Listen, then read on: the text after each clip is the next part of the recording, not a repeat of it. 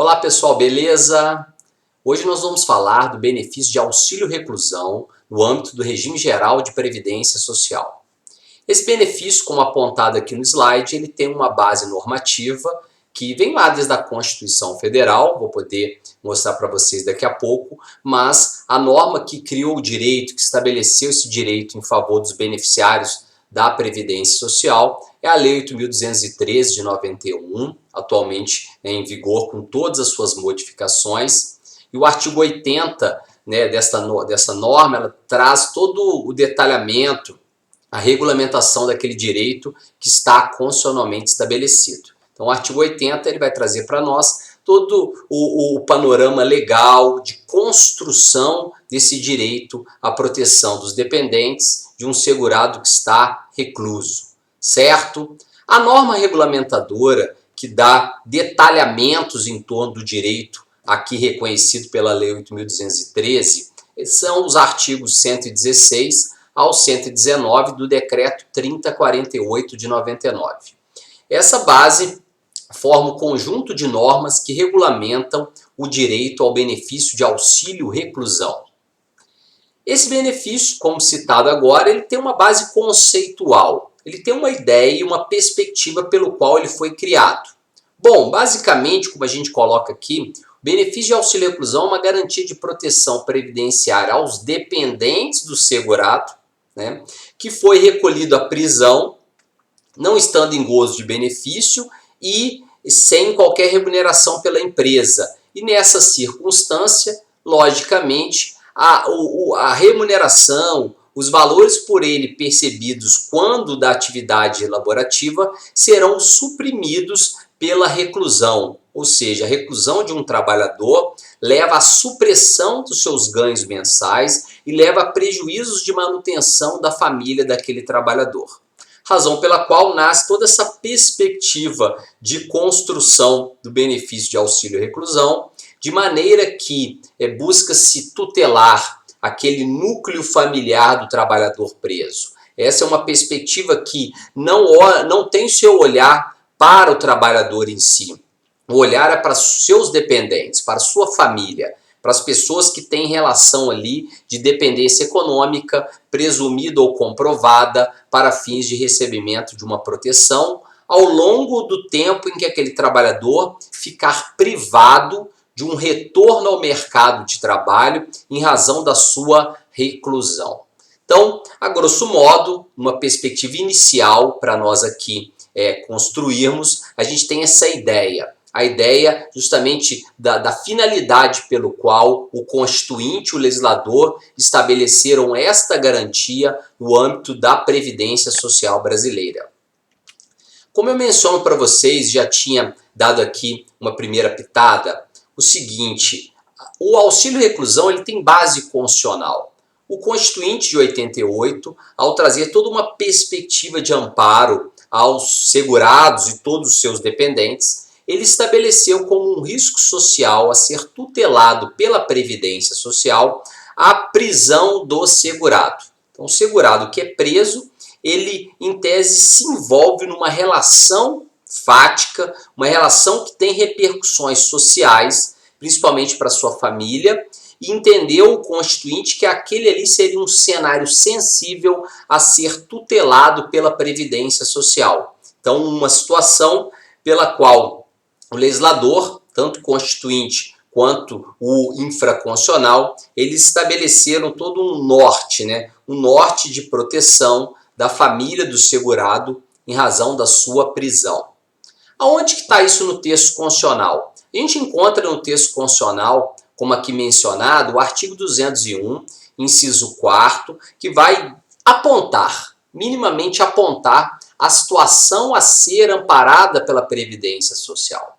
A nossa Constituição, embora em muitos pontos prolixa, bem ali detalhada, quanto ao auxílio-reclusão e demais outras situações, como algo muito comum no cenário da Previdência Social, ela apenas mencionou a situação a ser protegida, dando ares constitucionais à situação da reclusão para fins previdenciários. Então esse é o panorama e, logicamente, como a gente destaca aqui, um segurado que está preso, ele não tem capacidade muitas vezes de manutenção da sua família a partir do trabalho. Essa família fica desguarnecida de certa maneira pelaquela supressão da atividade laborativa e consequentemente da remuneração do trabalhador. Em razão disso, nasce esse panorama social a ser tutelado pela Previdência. Beleza? Então vamos lá, dando o primeiro norte em torno do benefício de auxílio reclusão. Nos termos da lei, então vamos nos ater agora o que o artigo 80 da Lei 8.213 traz para nós no que se refere ao benefício de auxílio reclusão. Vamos dar uma lida, depois eu vou apontando alguns detalhes que logicamente vão ser trabalhados e esmiuçados ao longo aqui desse vídeo. Bom, o auxílio reclusão, cumprida a carência mínima, assim diz a lei, será devido nas mesmas condições da pensão por morte aos dependentes do segurado baixa renda recolhido à prisão em regime fechado, que não receber remuneração da empresa, nem estiver em gozo de auxílio-doença, pensão por morte, salário maternidade, aposentadoria ou abono de permanência. Bom, esse é o panorama conceitual que foi trazido pelo artigo 80 e muitos dos pontos aqui delineados e até sublinhados são inovadores no cenário do auxílio reclusão. Primeiramente, a gente tem que entender que na atual regulamentação, o auxílio reclusão demanda o cumprimento de uma carência mínima. Então, desde lá, da edição da medida provisória 871, estabeleceu-se como regra para o auxílio reclusão, isso foi convertido em lei, Lei 13.846 de 2019, a obrigatoriedade do dependente ao requerer, ao solicitar um benefício de auxílio reclusão, de ser demonstrado o cumprimento da carência mínima. Veremos mais à frente qual é essa carência. E esse benefício ele será devido nas mesmas condições da pensão por morte. Então, embora o artigo 80 ele deixe de regulamentar vários pontos importantes para você entender como será operacionalizado o benefício de auxílio reclusão, o próprio artigo 80 ele já remete às normas da pensão por morte, determinando que o auxílio reclusão seja concedido nos mesmos aparatos, ou seja, dentro das mesmas condições da pensão por morte. Então, muitas das regras que são estudadas para a pensão por morte também se aplicam aqui no auxílio reclusão e nós vamos poder mencioná-las ao longo desse vídeo. Destinado nas mesmas condições da pensão por morte aos dependentes do segurado baixa renda, aqui vai entrar um outro componente que demonstra que não são todos os segurados aqueles que podem instituir um benefício de auxílio reclusão quando da sua prisão. Eles devem estar num componente financeiro, numa linha econômica mais baixa, o que hoje se entende dentro do regime geral como segurado baixa renda, tá? Vamos apontar logo qual é esse patamar, um patamar objetivo. E quando esse segurado ele é recolhido à prisão em regime fechado. Então esse também é uma situação um tanto quanto nova, que mostra que hoje o benefício só é direcionado quando aquele segurado encontra-se cumprindo aquela pena ou preso. Tá? Então, tanto faz se já houve uma condenação definitiva ou não, ele estiver recolhido em regime fechado, tendo a impossibilidade de acesso ao mercado de trabalho.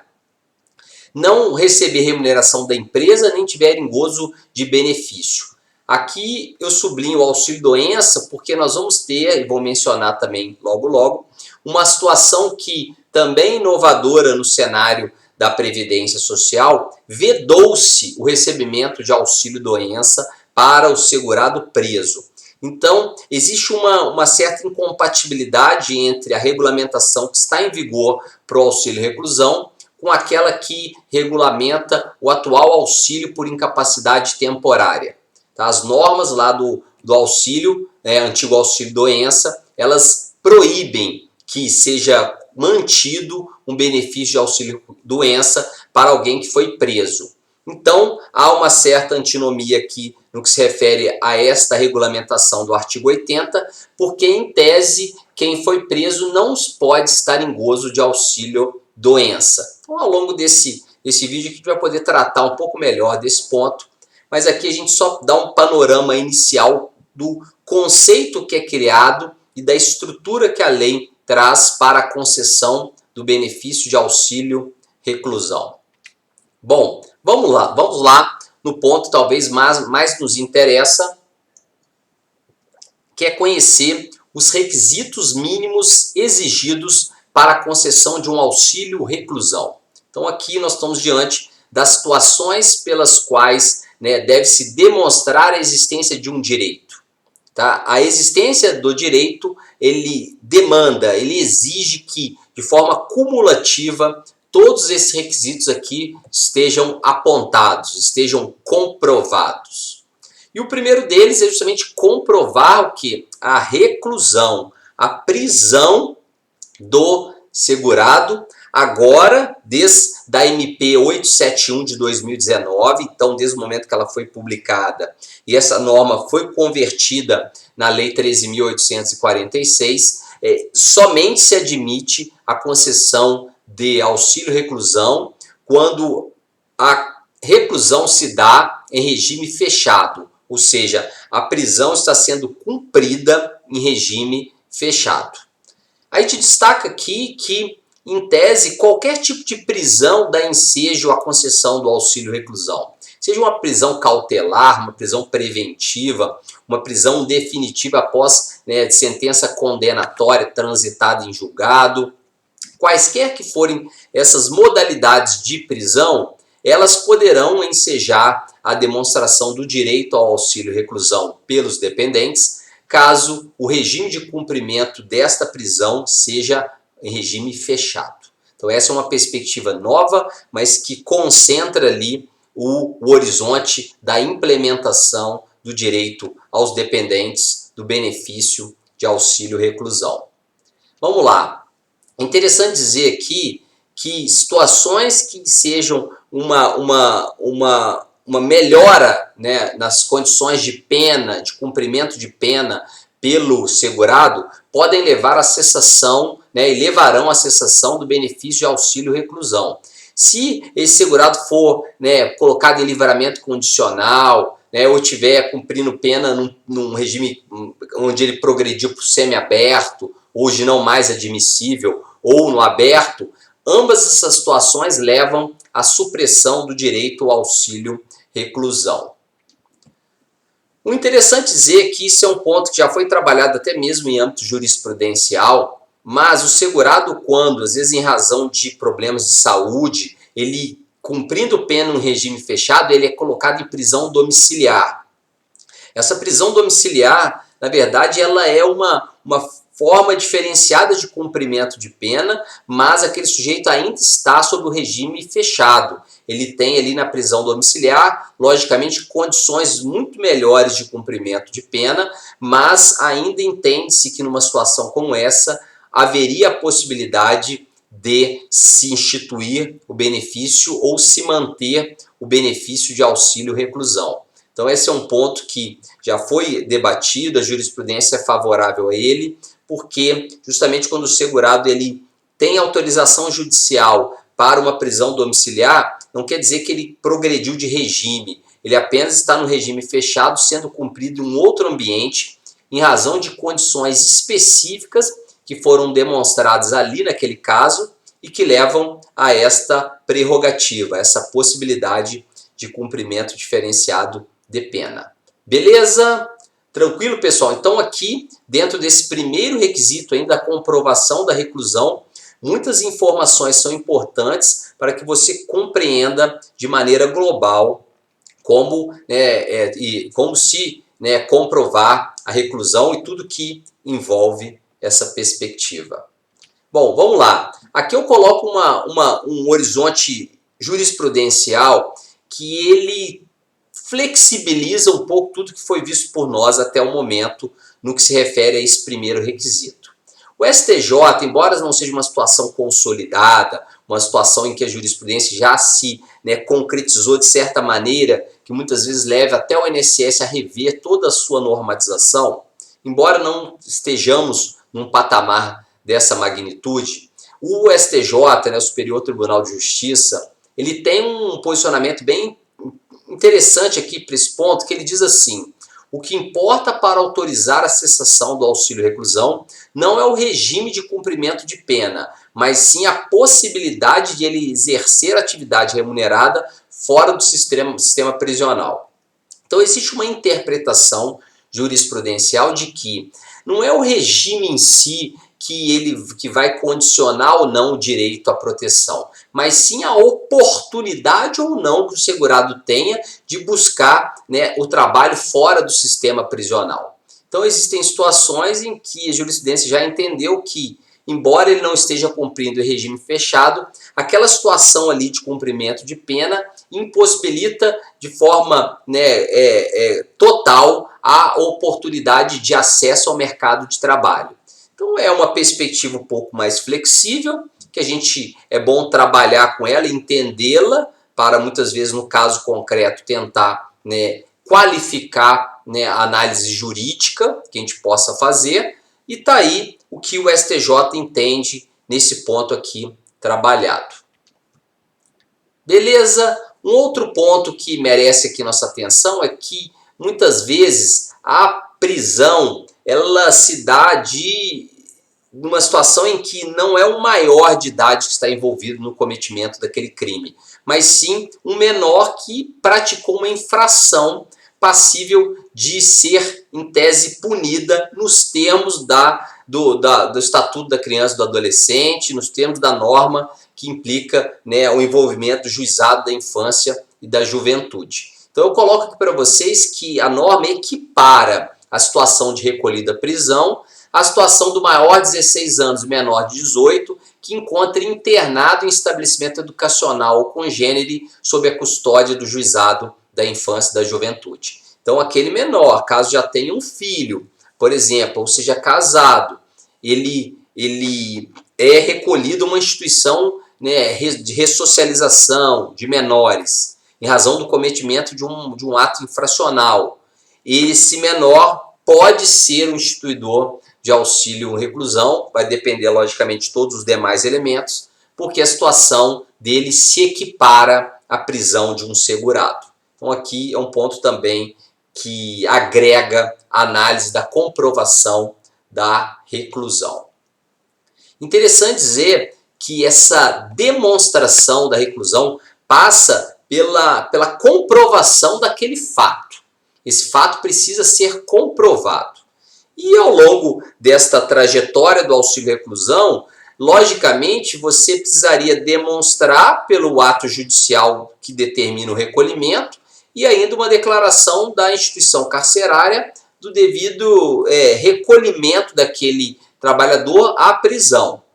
A situação hoje, buscando toda a gama de informações que nutrem a base de dados governamental de cada um dos estados brasileiros, bem como do Conselho Nacional de Justiça, o CNJ, a situação está se buscando facilitar a busca pela comprovação e se atestar ou não a existência ali da reclusão. Mas basicamente você tem que juntar, como eu coloco para vocês, a certidão judicial que ateste o recolhimento efetivo à prisão, sendo obrigatória para a manutenção do benefício a prova da condição de presidiário para a continuidade do benefício. Então são duas situações. Quando você requer, você demonstra ali, através de uma certidão judicial de recolhimento à prisão, uma determinação judicial, e para a manutenção do benefício você vai buscar uma declaração da entidade, da autoridade carcerária ali, demonstrando que aquele trabalhador permanece preso, permanece cumprindo pena naquele regime fechado. Interessante que essa norma mais recente de alteração do auxílio-reclusão, ela buscou dar ao INSS uma iniciativa para que ele busque convênios com os órgãos públicos de segurança pública e todo aquele aparato social dos estados brasileiros para que ele tenha informações, né, de quem está ou não recolhido à prisão. Esse é o norte que até traz para nós, né, a situação de substituição dessa documentação exigida no momento em que está buscando o benefício por um mero acesso à base de dados governamental. Então diz lá a norma hoje em dia que é o seguinte: a certidão judicial e a prova da permanência na condição de presidiário poderão ser substituídos pelo acesso à base de dados por meio eletrônico a ser disponibilizada pelo Conselho Nacional de Justiça, o CNJ, com dados cadastrais que assegurem a identificação plena do segurado e da sua condição de presidiário. Então essa aqui é uma situação que nos tempos atuais, onde há um fortalecimento, um enriquecimento da base de dados governamental e um maior cruzamento de informações, não tem muita lógica o INSS, em tese, sempre transferir para o menos, em tese, fortalecido na relação, o dever de documentar aquela prisão, quando ele mesmo pode, por meio de, né, convênios institucionais com entidades e entes governamentais, buscar o acesso à informação, né, facilitando a vida de todos por meio de um mero cruzamento de informações, dentre informações daquela Secretaria de Segurança Pública, ou outro nome que for dado a ela, e o órgão previdenciário, tá? O ente previdenciário. Então, essa aqui é uma situação que eu acho que o legislador acertou muito bem nessa última alteração, ao tentar provocar o INSS para que ele busque também ter acesso às informações e desonere, de certa maneira, os beneficiários de buscar, né, continuamente documentos perante a autoridade carcerária para que se comprove a manutenção daquela prisão nas condições exigidas por lei. Bom, então esse foi o primeiro requisito, né, quando se comprova a reclusão. Um segundo requisito é a comprovação da qualidade de segurado ao tempo da prisão. É necessário justamente comprovar que aquela pessoa, ao tempo em que foi presa, ela mantinha a relação previdenciária ainda íntegra, ou seja, produzindo efeitos.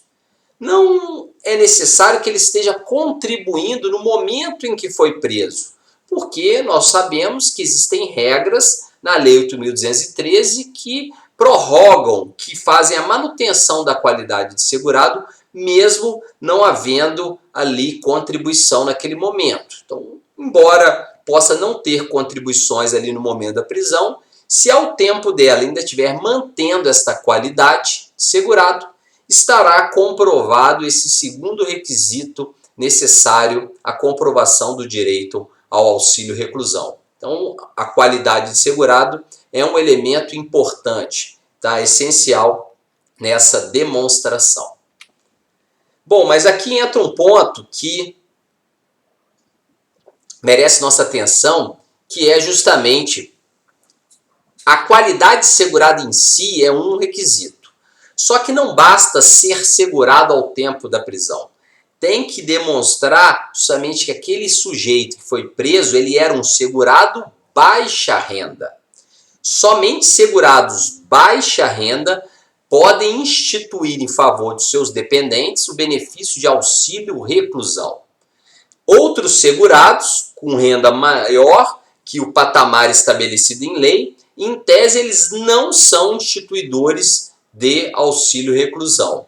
E vejo que atualmente a portaria 914 do Ministério da Economia, portaria lavrada ainda esse ano em 2020, traz para fins de identificação do patamar objetivo de segurado baixa renda.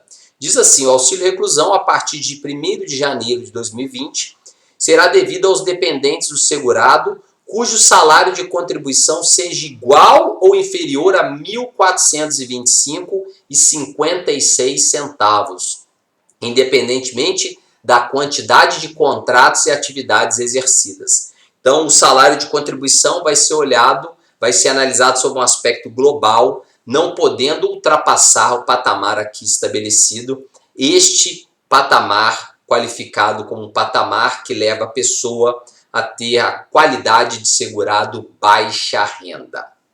Interessante aqui, eu falei no início que em tese, porque na jurisprudência existem situações em que o Poder Judiciário já flexibilizou em razão de diferenças mínimas entre aquele segurado que foi recolhido e o patamar à época de baixa renda. Então, em razão de, às vezes, diferenças muito insignificantes, já existem decisões, né, da jurisprudência do Poder Judiciário que levam a uma flexibilização. Mas, a princípio, o INSS trabalha um patamar objetivo de qualificação do segurado entre baixa renda ou não. Certo? Beleza? Bom, interessante que durante muito tempo também judicializou-se um ponto quanto à qualificação de baixa renda. O INSS tinha regras no passado que eles pegavam o último salário de contribuição, mesmo que não houvessem recolhimentos ao tempo da reclusão, buscava-se o último salário de contribuição e ali o patamar ou não de baixa renda. Judicializou-se a questão por não ter muitas vezes salário de contribuição ao tempo da reclusão, mostrava-se que a renda era zero, então teria enquadramento como baixa renda. A situação durante muito tempo ela foi judicializada e até hoje nós temos processos tramitando com esse ponto, porque a regra que agora vai ser vista é a regra mais recente, que buscou dar um outro panorama, então outras situações que estão sendo regidas por normas anteriores a essa que está aqui sendo estudada, podem ainda estar sendo discutidas no âmbito do Poder Judiciário. Mas vamos lá. Atualmente, desde a MP 871, que trouxe muitas mudanças para o auxílio reclusão, a aferição da renda mensal bruta para fins de enquadramento de baixa renda, segurado baixa renda, ocorrerá pela média dos salários de contribuição apurados no período de 12 meses anteriores ao recolhimento à prisão. Então, nos 12 meses anteriores ao recolhimento à prisão, nós vamos buscar os salários de contribuição ali existentes, vamos fazer uma média simples deles para entender se aquele segurado se enquadra ou não como baixa renda. A saída trazida pelo legislador é uma saída, de certo modo, mediana, que consegue atender os horizontes, não ficando apenas no posicionamento anteriormente trabalhado e mantido pelo INSS, mas também não se atendo ao que a jurisprudência estabelecia da inexistência de renda ao tempo da reclusão. Então esse é o atual panorama de aferição do segurado baixa renda. Beleza? Bom, quarto requisito é a ausência de renda ou remuneração pelo segurado no curso da prisão. Então entende-se que para fins de instituição do auxílio reclusão, o segurado não pode estar em gozo de benefício ou remuneração. Não pode estar recebendo remuneração da empresa, nem estiver em gozo de auxílio doença, vou mencionar de novo aquela situação, nem pensão por morte, salário maternidade, aposentadoria ou abono de permanência em serviço. Então o segurado, para ser um instituidor de auxílio reclusão, ele não pode estar em gozo de quaisquer das situações aqui apontadas, benefícios ou renda, remuneração da empresa. Um ponto aqui que merece nossa atenção, já mencionado lá atrás, é que a norma hoje proíbe o segurado preso gozar de auxílio doença. Então aqui existe uma incompatibilidade entre a norma do auxílio reclusão e do atual auxílio por incapacidade temporária, sendo que é uma situação hoje não vai ser mais vislumbrada. Mas de qualquer modo, como um segurado que às vezes está em gozo de auxílio doença, ele é preso, vai existir uma regulamentação na lei que vai demandar o cancelamento desse auxílio doença. Mas a partir do momento que cancela o auxílio doença, passa a abrir um flanco de possível proteção dos dependentes. Então é uma situação que não gera grandes prejuízos. Por quê? Ou antigamente se mantinha o auxílio doença no curso da prisão, negando-se o auxílio reclusão. Agora cessa-se o auxílio doença, quando da reclusão e permite-se o requerimento do auxílio reclusão. Então, ambas as situações, em tese, alguma forma de amparo está sendo mantida. Certo? Beleza? Bom, quinto elemento e quinto requisito, novidade também na esfera do auxílio reclusão, é o cumprimento da carência mínima ao tempo da reclusão. Então, o segurado, para ser instituidor de auxílio reclusão, ele tem que ir ao tempo da prisão. Prisões, adoto aqui só aquelas que foram efetivadas a partir da MP 871, tá? 18 de janeiro de 2019, a sua publicação. Só prisões que ocorreram a partir desse marco temporal. Então aqui a gente tem um corte que a carência passa a ser um elemento a ser exigido, atualmente em vigor, tá? De no mínimo 24 contribuições mensais para ali ser averiguado o cumprimento do requisito. Então o segurado, quando da prisão, ele já deve ter cumprido a carência mínima, já deve ter contribuído por no mínimo 24 meses. Essa é a exigência da lei. Certo? Beleza? Então esse é um outro elemento novo, importante também na análise e concessão do auxílio reclusão. E vamos chegando ao final dos requisitos. Então o auxílio reclusão hoje tem uma lista bem intensa dos requisitos, que é a comprovação da qualidade de dependente ao tempo, né, da prisão. Então não basta todos os requisitos que nós vimos até agora, se não existirem dependentes a virem a gozar da proteção. Então essa é uma situação que é necessária, é indispensável para se conceder um auxílio reclusão, que existam dependentes a pleitear, dependentes estes qualificados na forma do artigo 16 da Lei 8.213. Então aqui, aquele filho menor de 21 anos, aquela mulher, aquela companheira, aqueles pais que dependam economicamente do filho, aquele irmão que dependa economicamente do irmão preso, quaisquer dessas circunstâncias, logicamente analisando aquele privilégio de classes, aquela preferência que o legislador trouxe para certos dependentes, quaisquer dessas situações podem levar ao desenvolvimento e concessão do benefício de auxílio reclusão.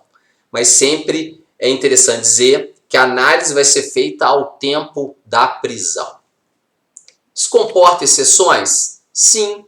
A própria normatização infralegal, ela admite que um filho que nasça no curso da reclusão do segurado, ele se torna um dependente a partir daquele momento e passa a ser um possível beneficiário. Então essa é uma situação que é de um tanto quanto excepcional, porque é uma situação posterior à ocorrência do fato gerador. Mas como entende que o segurado permanece preso, a prisão ela continua a ser perpetrada ali naquela situação, o filho ao nascer ele se torna um dependente. De outro lado, o legislador não admitiu a mesma situação ou o mesmo tratamento para o cônjuge ou companheiro que constitui a relação no curso da reclusão do segurado. Então alguém que casa com alguém que está preso, um trabalhador, alguém que constitui uma união estável, caso isso seja possível no horizonte, né, da legislação civil, a constituição de uma união estável com o segurado preso, mas tudo, né, demanda uma comprovação fática em torno daquela situação. O legislador não deu o mesmo tratamento, não admite a constituição dessa figura de dependente no curso da reclusão. Teria que já existir o vínculo matrimonial, o vínculo de companheirismo ao tempo da reclusão. Beleza, vamos lá. O auxílio reclusão será mantido durante todo o momento que o segurado estiver preso cumprindo pena em regime fechado. Essa é a perspectiva. Só que a lei exige, e logicamente isso pode ser substituído, como eu aponto aqui em destaque, pela análise, né, acesso a banco de dados do governo, uma situação tanto quanto inovadora, que vai ser construída ao longo dos tempos, mas a lei exige que para a manutenção do benefício, os dependentes devem trimestralmente, a cada 3 meses, levar uma certidão de manutenção da prisão. Então é uma situação em que o benefício precisa ser continuamente mantido, ou seja, o segurado ele tem que ir lá a cada 3 meses, né, durante todo o tempo que tiver ocorrendo a prisão, para comprovar a manutenção dessa, para que ele permaneça na condição de beneficiário. Então isso aqui é uma condicionante que é trazida por lei ao dependente que vem gozando dessa proteção. Logicamente, neste novo cenário, isso pode vir a ser substituído pelo acesso do INSS ao banco de dados do sistema carcerário nacional de cada um dos estados, para que se perceba ali a manutenção ou não daquele fato gerador do benefício. Certo? Bom, e se ocorrer uma fuga da prisão? Se o preso estiver ali sendo instituidor de auxílio reclusão, mas ocorrer uma fuga, ele fugir da prisão, como fica a situação? Bom, no caso de fuga, diz a lei que o benefício ele é suspenso. Tá? É suspenso e, havendo recaptura, pode ser restabelecida a concessão do benefício desde que mantida a qualidade de segurado ao tempo da recaptura. Então, certo que a fuga do preso é uma das causas de cessação da proteção. E essa proteção vai ser, pode vir a ser, né, restabelecida caso ao tempo da recaptura o segurado ele volte com a devida qualidade de segurado. E importante aqui, se durante o momento da fuga e dessa condição de foragido, se ele vier a exercer atividade laborativa e recolher a previdência social, isso vai ser averiguado para a manutenção ou não da qualidade de segurado. Então aqui é um ponto importante no que se refere ao auxílio reclusão. Um outro ponto, a questão de trabalho na prisão. Muito se questiona, olha, existem situações em que o preso pode, até ele é incentivado a trabalhar, em razão da possibilidade de remir sua pena, né, o Instituto da Remissão, diminuição do tempo de pena conforme o exercício de atividade laborativa. A atividade laborativa aqui, nos termos da lei de execução penal, ela tem uma contraprestação financeira pelo trabalho desempenhado, logicamente com as destinações que são apontadas pela própria LEP, certo? Mas, embora tudo isso, entende o legislador que o trabalho na prisão, no curso do regime recluso de cumprimento de pena, ele não traz prejuízos à manutenção do auxílio reclusão. Então aqui é um ponto que foi até importante, eu acho que muito interessante pelo legislador assim disciplinar, para que não hajam dúvidas quanto à, digamos, manutenção de uma atividade laborativa pelo trabalhador recluso, cuja função é uma ressocialização e um futuro reingresso na sociedade, no mercado de trabalho, quanto à situação dele efetivamente estar trabalhando fora da prisão, uma situação em que já está se reintroduzindo. São situações diferentes, o legislador entendeu por bem apontar para que não hajam dúvidas quanto à manutenção do direito ao auxílio reclusão, quando o segurado ainda recluso, ainda em sistema fechado, exerce algum tipo de atividade remunerada. Então aqui é um ponto importante para que você agregue ainda mais informações no curso do estudo do auxílio reclusão. Bom, caso aquele preso que está instituindo auxílio reclusão venha a falecer, venha a morrer dentro da prisão, logicamente abre-se uma oportunidade de recebimento pelos seus dependentes da pensão por morte. E o que diz a lei? A lei diz assim, em caso de morte do segurado recluso que tenha contribuído durante o período da reclusão, então aqui é uma situação em que não basta ele só ser instituidor, aqui a gente também está analisando uma situação a mais dele ter contribuído como segurado facultativo no curso da prisão. Essa situação e das contribuições por ele vertidas serão, elas comporão um novo período básico de cálculo da futura pensão por morte a ser requerida. Só que diz a lei, olha, que tenha contribuído durante a reclusão, o valor da pensão por morte será calculado levando-se em consideração o tempo adicional, ou seja, esse tempo de contribuição dentro da prisão, e os salários de contribuição lá vertidos, facultando aos dependentes opção pelo valor do auxílio-reclusão, logicamente, caso mais vantajoso. Então aqui o legislador quis disciplinar uma situação de possível transição de direitos, uma mudança de direitos, onde cessa o auxílio-reclusão, calculado lá à luz do fato gerador, com o nascimento de um novo fato gerador, que é a morte do segurado, cujo benefício será a pensão por morte, cujas regras de cálculo poderão ser aplicadas ainda considerando o valor das contribuições vertidas pelo segurado no curso da prisão, apenas oportunizando a alteração do valor sob a ciência dos dependentes do auxílio-reclusão já mantido pelo INSS em favor daqueles dependentes. Então aqui é uma situação alternativa que a lei deu dois caminhos a seguir, bastando aos dependentes analisar qual será o melhor. Pedir um cálculo da pensão com uma mensuração das novas contribuições ou uma manutenção daquele auxílio-reclusão que vinha sendo feito. Então a pensão manteria-se os mesmos patamares ali estabelecidos. Certo? Bom, aqui nós temos um ponto que é um ponto que regula o auxílio-reclusão a partir de regras da pensão por morte. O artigo 80 ele não trata da data de início do benefício. Então nós vamos estudar a data de início do benefício de auxílio-reclusão com base nas mesmas regras que são aplicadas à pensão por morte. O que diz a lei? A data do início do benefício vai ser mensurada conforme o fato gerador, ou seja, a data da reclusão. Então a data da reclusão é um parâmetro para o início do benefício, momento onde os dependentes passam a ser recebedores, credores daquelas prestações mensais pecuniárias devidas pelo INSS.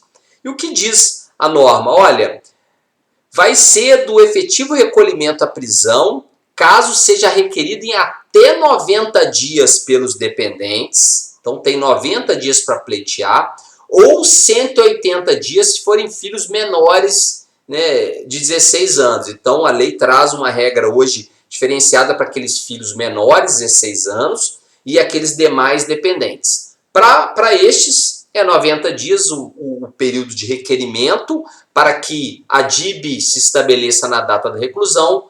Para esses aqui, é de 180 dias para se fazer o requerimento e a DIB se firmar na data da reclusão. Então, são as mesmas regras da pensão por morte. Logicamente, caso não haja requerimento dentro desses prazos aqui estabelecidos, firma-se a data do requerimento como o marco inicial do benefício. Então, deixou ultrapassar os 90 dias, vai ser da data do requerimento, deixou ultrapassar os 180 dias, vai ser da data do requerimento. Essas são as regras de fixação da data de início do benefício. Vamos lá então para o momento derradeiro do benefício de auxílio-reclusão, que é a sua cessação. O benefício nasce a partir da reunião dos requisitos, ele é mantido conforme as regras da pensão por morte, nós já vimos fórmula de cálculo, então tudo isso que você pensa, qual é o valor do auxílio-reclusão, tudo é calculado nas mesmas condições da pensão por morte. E algumas regras de extinção aqui também serão assim avaliadas. E qual que é uma das situações que levam à extinção? Primeira coisa, a extinção da cota individual do dependente. O dependente atinge a idade mínima estabelecida em lei, ele atinge 21 anos, deixa de ser dependente, cessa a cota, se ele for o último beneficiário, aí cessa toda a proteção. Se o segurado, ainda que privado de sua liberdade ou recluso, passar a receber aposentadoria ou outro benefício inacumulável. Se o benefício ele surge no curso da reclusão, certamente ele levará à cessação do auxílio-reclusão até então mantido. Óbito do segurado. O óbito do segurado é uma situação que merece também logicamente, a cessação do auxílio reclusão. Soltura, então é um fato que leva à cessação do benefício. Fuga do recluso, nós já vimos essa situação. Quando o segurado deixar a prisão por livramento condicional, por cumprimento de pena em regime semiaberto ou aberto, situações que deixam de configurar a prisão em regime fechado.